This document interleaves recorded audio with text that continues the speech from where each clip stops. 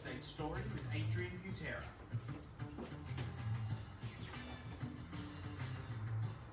Welcome to the Real Estate Story. I'm Adrian Butera, your host. The Real Estate Story is an insight into our industry through real life stories of the real estate and property industries.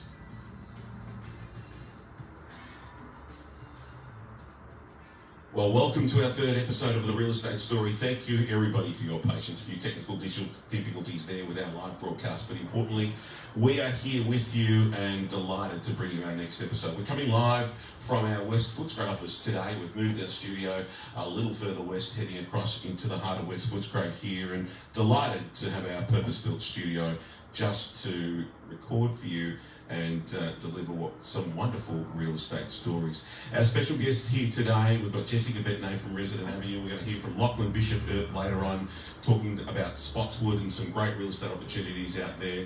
But first of all, I would like to make a special welcome to our guest, Jessica Bettenay. Welcome, Jessica. Thanks, mate. How are you? I'm really well, Jess. How are you going? Really, really well. Surviving this interesting time we're in at the moment, and we're fortunate enough to be really busy, so really grateful in that space at the moment. Yeah, great. I might just get you to come closer to the mic, where sure. you can. That's great. And Jess, tell me a little bit about Resident Avenue. Tell me a bit about your story and Resident Avenue as a business. Sure. Resident Avenue is our Melbourne-based interior design firm.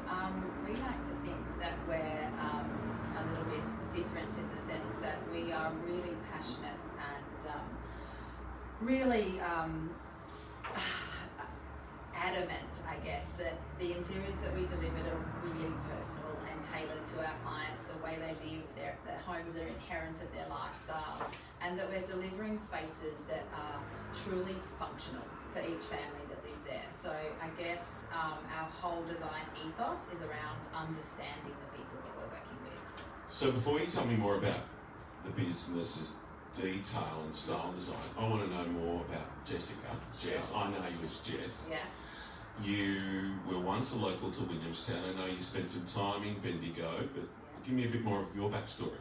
From Bendigo to Melbourne, from Melbourne to Sydney, from Sydney back to Melbourne, and when I came from Sydney, I moved straight to the west. I had actually, ashamedly, never been to the west of Melbourne. I grew up in Bendigo and I spent a little bit of time going to school in Melbourne and South Yarra, and I lived there with my family for a while before we moved to Sydney, and I had been from Bendigo into Melbourne most of my life and had never, ever been to the west of Melbourne. Before we moved back from Sydney, we lived in Coogee, Low Valley, to Williamstown, and I think I might have rented our first property off you, one of the streets of Willie, and within about 4 months we actually bought the local pub down the corner on Douglas Brae, the Prince Albert Hotel. And we all know the Prince Albert. Yeah. Or the Albert. The Albert, yeah. And we lived there for 10 years with our growing family and things like that. So I have since madly fallen in love with the west of Melbourne. I'm a very passionate Westie these days. I think Spotswood and Seddon, Yarraville and Williamstown, they just offer such an incredible, diverse lifestyle, and it's so close to the CBD, it's so handy for everything that we do, but I just really love the people here. I love that it's just a little bit quieter. And I guess I had the pub, and then I started a retail store with my girlfriend. I remember that. What was it called? The Assembly Hall. Assembly Hall, of course. So I came from a career in fashion to start with. As a fashion designer, and I know that because you always look lovely. Thank you. But I worked for Charlize Cooper. I'm not sure that you will be familiar with her. She's a really high-end international Kiwi fashion designer, and I was her international sort of brand and sales manager for Australasia for a long time, about 8 or 9 years. And I opened a store in Williamstown, a little store we renovated with our bare hands back in the day. And my girlfriend was an interior stylist, and I did the fashion side, she did the homeware side, and from there we just had a huge amount of people coming in and asking us to start decorating their house, styling, which worked for you, getting some of your houses ready for sale, and we had a bit of fun with that. And it just evolved really quickly into doing furniture then became, hey, could you do my bathroom? Became, hey, could you do my kitchen? Became a fully fledged big interior design firm with a big team and an architect and lots of other designers. And to this day now, we do everything from, and we specialise in residential. It's fair to say that the bulk of our work is homes, and I think that's what I love. I'm a mum of 4. I love my family. I love being home. So I think I like to do what I'm passionate about. I think we all work so hard. And if you're going to work that hard, then why not do something you really love? Yeah, wonderful. And you can see that passion just in the conversations with you, and I think it's delightful for anybody you meet in business when they've got that passion and that energy. That's really awesome. Now, Jess, I know it feels like that from those early days, from pub to assembly hall and now Resident Avenue, it feels like you've gone from 0 to 1,000 in a short amount of time. You've had some turbulence along the way, but primarily you've just driven forward incredibly.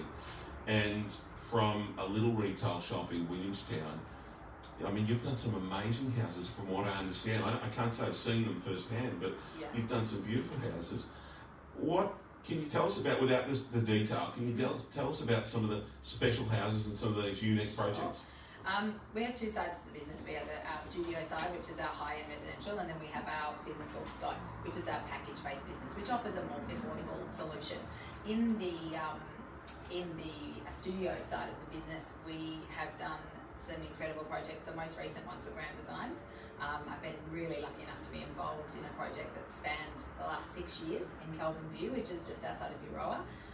And that house is just next level breathtaking. And that's gone to air, hasn't it? It has. It was on this season, the first episode. And it's actually, we've just been talking to be featuring in their best of as well, which is exciting. It's just also been featured in UK L. And we've been really fortunate. We've had exciting projects from Amel Habib, which is our photographer. We collaborated with her in her bank studio project, and that was featured in a French magazine last month. And we've done just some really great, beautiful homes. I think we've been lucky. And big homes, large and small. Obviously, you've got that little package and more affordable option as well. Whether it's big homes or little home, what becomes the most important component of the styling? Is it the colours? Is it the furnishings? Is it the way that you use different materials? What becomes the most important component? Do you know, it's a really interesting question. I like to think when you look at our projects, if you look at our website, if you look at our Instagram page, you can't necessarily tell always that it's us. I like that. I like that we don't run to a true branded image. That comes from really getting to know the people that we're working with and what they like and what their style is. And I very much see our role is to bring that out in them and to challenge them and excite them and make them really find out what skips a beat in their heart and what makes them happy. But functionality is always at the core of every single one of our designs, big or small. I mean, we've got, as I said, 4 kids at the house, and if you're going to spend money renovating your house, you want to know that when you walk in the door, there's a place for a school bag, your phone can charge by your bed, and everything in that house, from pantry to where you cook, how you cook, who does the dishes, you know, what pots and sizes you have is all considered, and we do that in big and small. I think it's really important. Tell me, architects play a similar role from time to time, not all, but architects do. How does the relationship between you as the interior designer and the architect, where does that relationship blend, cross over? Do you step on each other's toes? I like to think that we're all pretty professional and we can work together nicely. I think, you know, architecture plays such an important role in creating a home and in creating the light and the vision and the sense of feeling in a space. In our studio projects, it is most common that that house will have had a high-level architect or engaged architect, and then we will come in and work alongside that architect to create the finished story. In our studio projects, it's more common than not that the client will come to us first. 90% of my business is referred clients from people that we have already done, and it's a girlfriend, or we're very lucky like that. We end up with a really beautiful group of clients who become friends in that space. And those clients tend to come to us for advice on how to move forward. So we're heavily involved in those projects, and we might get a draftsman, we might get a lower level architect, we might work in a number number of different ways to create the end result, and we can be seen to be designing a balustrade, picking an exterior colour, bottom colour, or choosing a rug. Yeah, exciting. It's exciting times. Tell me, do you have particular clients that get hung up on certain elements? They get stuck. They want a white stone bench top, and you just say no, it's not going to work. Can you give me an example or a story? White is always and will always be, I think, the favourite colour of our country, Australia. We definitely like that black, white, grey, clean coastal thing, and for me, I'm a colour freak, so I'm always trying to push people out of their comfort zone. And if we do that white look, then I like to think that we can have 64 versions of texture in the space, so it's still interesting. But I think most people aren't really visual. I think that's the hardest thing, is to translate what's in your head and what you see so clearly in your mind to a space where they can understand it and they feel safe in seeing that vision. I think we've moved recently in the last three years to 3D modelling and rendering, and that has changed the space. It has made everything so much easier. I think too, people often think about the end result and it's not known, because it's not what they do every day, that there's quite a lot of steps along the process. So it's just about trying to gently keep the process in the right order. Manage the expectations. Manage the expectations. Yeah, exactly. I love it. Now tell me, there's always, particularly you talked about fashion earlier, and there's always trends, and there's certain things that are in, certain things that are not so in. Yep. Can you give us an insight? What's in at the moment in interior design? I like to think I don't pay too much attention to the trends. I think at the moment we are just seeing a really big love of texture, and polished plaster is probably the biggest, newest thing that we're seeing coming through at the moment. I think everyone is loving the idea of these new surfaces that are being applied on larger scales, that are adaptable across bathrooms, kitchens, floors, commercial environments, residential environments, joinery, that they just have such a broad, application. Polished plaster, is that where they polish it? It almost looks like stone. Yeah, absolutely. Yeah, but with polished looks plaster, it's sort of, it has, you could pick 10 different companies in Melbourne, and each one of those would have 15 to 20 different versions of a polished plaster. So it can be really shiny and high gloss like a Venetian plaster, or it can be really organic and mixed with straw and feel completely different. So it's about, I think that's a really exciting development in interiors. I think we're just going to see more and more of it. I think who doesn't love no grout lines in the shower? Yeah, it's really interesting, isn't it, to hear about those new styles in property at the moment. So now tell me, I had a couple of questions here, and I don't know, we may have covered them off, but I've got a couple of specific questions. So if we're in a kitchen, timber or stone, where's your preference lie? Oh, that's a good question. They're two of my all-time favourite materials in any application, not just a kitchen. I had a timber bench top and I love them. I don't think you can beat a stone bench top, but I am also a really big fan of having, and I know a lot of people are really particular about it, I like natural materials, and with that comes that limitation of scratching, dinting, marking, staining, and again it's that managing expectations. If you're going to have a natural material, how's it going to work? How's it going to evolve? I mean, your houses are beautiful and new for 5 minutes, and then your family moves in and life happens. So, but there are stones and in the marketplace that are tough, like granite and quartzites and things that are now being treated in different ways with flaming and brushing and all this sort of stuff, so they take out the shine and the sparkle and make it rawer. That in my world, there'll always be a place for both timber and stone in everything. I think the combination is your answer. Yeah. I love it, and I think that's realistic. Tell me, if I'm doing a house right now, what colour are my walls going to be typically? Every person typically wants white walls, but I'm sort of trying to encourage people, if we're going to go white on our walls, let's go with a lime wash or a textured paint, so that we are having movement on our walls. We're having a bit, maybe not on every wall, but let's get some depth and some movement and some interest onto our walls. And then while we're doing white in our main kind of living areas, because it seems to make everyone feel bright and happy and stuff, let's get a bit bolder in some of the other rooms. Let's not be afraid of colour. Colour is one of the cheapest ways to change an entire space. I love it. Colour is affordable. What about floor coverings? There was a time, I know from property that we looked at as we were selling it, renting it, there was a time where every floor finishing was timber. Yep. What's the trend with floors at the moment? It's still timber and more timber. I think engineered boards have come a really long way since everyone put in a solid black butt timber floor. I think people are wanting to control the colour of the timber. So these pre-finished oiled engineered boards, which are just exceptional quality, made from European oaks, stained in the most incredible soft oiled finishes, really allow people to have control over the, oak can go quite yellow and timbers have a very definite, hardwood has a very different, definite tone. I think people are really loving the ability to pick that now. I mean, obviously there's still concrete is still huge. And I think the mix of both now, there's a lot of terrazzo coming through. We're tending to play with flooring and creating zones with different surfaces. Great. Now tell me, you get couples in, they're looking at their house, they're sitting with you at the consultation. What do couples argue most about in front of you? Oh, I'm a glorified marriage counsellor. Did you not know? Mate, see that first I am yet to find a couple that agree on most things. I think that lots of our couples are loving in that space and kind to each other, but they don't typically have the same opinion. And what's important to a man is not important to a woman. What's important to a woman is not important to a man. I like to think that we can balance the two. I think there's a compromise. I tend to say, hey, that's really important to him, so let's roll with that, and then you'll get that. Or to him, hey, let's roll with that, and she'll get that. So we tend to just balance the good and the bad. I mean, we're not a particularly feminine design firm anyway, so we tend to resonate with blokes as well, and I think we talk function a lot, which also resonates with blokes. Yeah, I think, just show me the man cave. And I bet you've designed a few of them over your years as well. I'm designing a few really cool basements at the moment.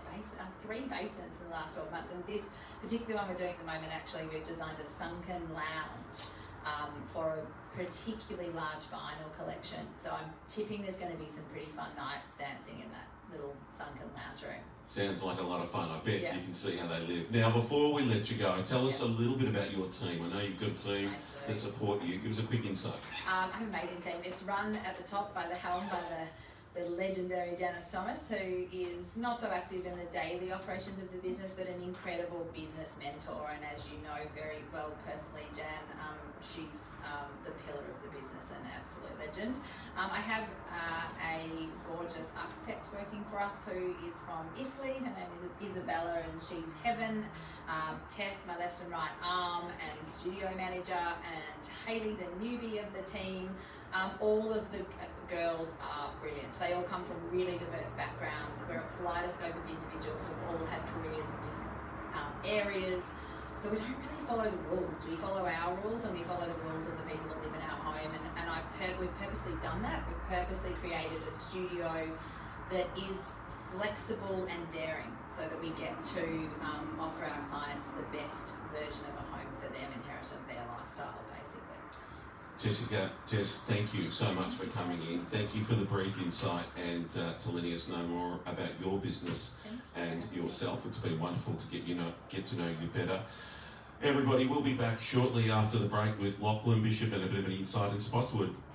Have you used the Keep Me Posted button on our website? Just click Keep Me Posted and fill in your requirements, and you'll automatically receive all our up-to-date listings as they appear. That was really good. Thank you. You gonna hang around? Yeah. Oh, I'll hang around. This is Spotswood. I was like, I love Spotty. oh. Well, there we have it. Thanks, everybody. Jessica was wonderful. Now we've got on the air right now Lachlan Bishop. Welcome, Lachie. Thanks, mate. Thanks for having me. Yeah, pleasure. Great to have you here. It's I know you've been a bit concerned in speaking on the microphone today, but it's great to have you in the studio. Now, I wanted to ask you a little bit about Spotswood and what's going on in Spotswood and what you've seen from the amenities, what's going on. Tell us about Spotswood. Yeah, look, Spotswood, I say it's the heart of the inner west. As soon as you get off that West Gate Freeway, you're landed in Spotswood. And, what was coming was, there was a lot before this pandemic. There was the Graysland, where it was going to be the largest, it was a food truck event for the whole of Melbourne that was going to be located in Spotswood. And, it goes from what's there at the moment, there's Hudson's Road, there's Candy Bakery, which attracts everyone from the other side of town and here. And Science Works, that's been around since, early days before I was even in primary school. Even though it's closed down at the moment, I can only imagine that will pick up immediately as soon as things go back to normal. Yes, Science Works is a big draw card for the Inner West. we know. In fact, once upon a time was identified, it may still be the case, as the most highly visited museum in the country, run by Museums Victoria, which it's a great place for kids, but I might say big kids as well, like you and I. Lachie, you've been involved in a bit of real estate in and around Spotswood. Give us a quick insight into what you've got for sale there in Spotswood at the moment. Yeah, look, at the moment I'm selling a property on Hick Street, number 51A, which is an amazing townhouse. It's the owners purchased off the plan and made those changes, so it's not your typical townhouse. They've done the Tassie oak flooring, the carpet upstairs. It was done properly, like from the ground up. And look, this is a 4-bedroom house, 2 living, 3 bathrooms, car accommodation off street. Like it ticks all the boxes. Now, tell me what sort of price point, something like that, just for people listening that not necessarily wanting to come and live in Spotswood, but give everybody an idea. Because Spotswood's only about, 6 kilometres from the CBD? 7 kilometres from the CBD. Give everybody an idea of what sort of money you need to pick up something like that property in Hick Street. Yeah, look, we're at the moment quoting $9 to $9.90 on this property. Look, I took buyers through this morning. I've got 3 more this afternoon. There is definitely an appetite for houses like this, and there's still buyers out there. Now, there's a lot going on in Spotswood. There's a lot of construction because of some old industry. The Westgate Tunnel project's popping out there, which not everybody wants to live around that sort of construction, but the long view, the long-term aspect of Spotty is it's the place to be, heart of the inner west, and there's still some great development opportunities around there. What do you enjoy personally? What do you enjoy most about Spotswood? Well, there's a few things at the moment. I mentioned it before, the Hudson Street, the Spotty pub, all the Spotswood Hotel. Spotswood, I can't say I've called it that before, but no, what I like personally is it's all in one spot, from cafes to restaurants. It's all on one street. I think getting around that, go a coffee, get your lunch, and then there's the golf course as well, just behind it. Everything is there as well, public transport. Yeah, Spotswood certainly is a wonderful place to think about raising a family. There's some wonderful schools in and around that area there, and as we've talked about, the amenities are wonderful. Not forgetting Spotswood train station, bus transport. It really is a great place to live. So for those that want to wander over the bridge, whether you're coming over here to check out Graceland once it does open up, or whether you're wandering over to the Science Works Museum, or just grabbing some bread rolls from Candy Bakery, whatever it is, it's a wonderful place to visit. Are you on the move with a smartphone in hand? Go to contentgreen.com.au and our mobile-friendly website will make it easy to find the latest listings. I had some notes and I was like, nah, they're gone. They just left. I was like, as soon as threw a question, I'm like, yeah. Well, there you have it. There's our next episode done and dusted for the real estate story. Thank you to Lachlan Bishop. Thank you to Jessica Bettenay and the insights into Resident Avenue. It's been wonderful having you all here. It's been a delight to have all our listeners here, and for those that were patiently waiting live, it's great that you stood by us as we push through those technical challenges. We'll be back with you next Thursday, 1:30, once again live with our next special guest. We look forward to seeing you next week.